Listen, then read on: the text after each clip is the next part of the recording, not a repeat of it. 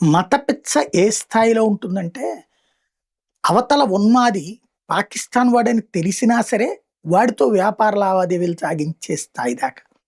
గుజరాత్ అనేటటువంటిది కరసేవకులని హతమార్చినటువంటి, కరసేవకుల్ని దారుణంగా పట్టపగలు రైల్లో తగలబెట్టినటువంటి దుర్మార్గం చేసినటువంటి రాష్ట్రం అక్కడ. దానికి ప్రతిగా జరిగినయే గోధ్రా సంఘటనలు. అక్కడోళ్ళకి తెలుసు కదా ఎంత ఇంపార్టెన్సు అన్నటువంటిది, పాకిస్తాన్ ఎంత ప్రమాదకారి అన్నటువంటిది. ఇప్పటికి కూడా అక్కడ ఇంకా పాకిస్తాన్ ప్రేమికులున్నారు. బీజేపీ 30 ఏళ్ళు పరిపాలించినా కూడా.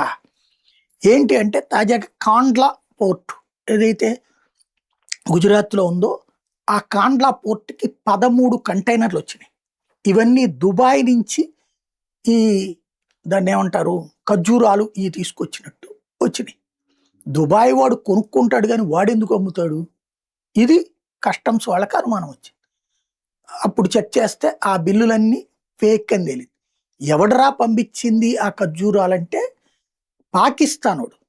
వాస్తవంగా మన దేశంలో ఈ ఆపరేషన్ సింధూర్ తర్వాత అనాలా, లేకపోతే పహల్గామ్ ఇన్సిడెంట్ తర్వాత పాకిస్తాన్ మీద బ్యాన్ పెట్టాం. పాకిస్తాన్ ఇంపోర్ట్స్ లేవు. అయినా సరే పాకిస్తాన్ నుంచి 13 కంటైనర్లలో కోట్ల రూపాయల విలువైనటువంటి వాటిని ఇక్కడికి తీసుకొచ్చారు. అవి పాకిస్తానోళ్ళదని తెలిసి యుఏఈ బిల్లుతో తీసుకొచ్చినటువంటి వాళ్ళ మీద ఇప్పుడు DRI కేసు పెట్టింది.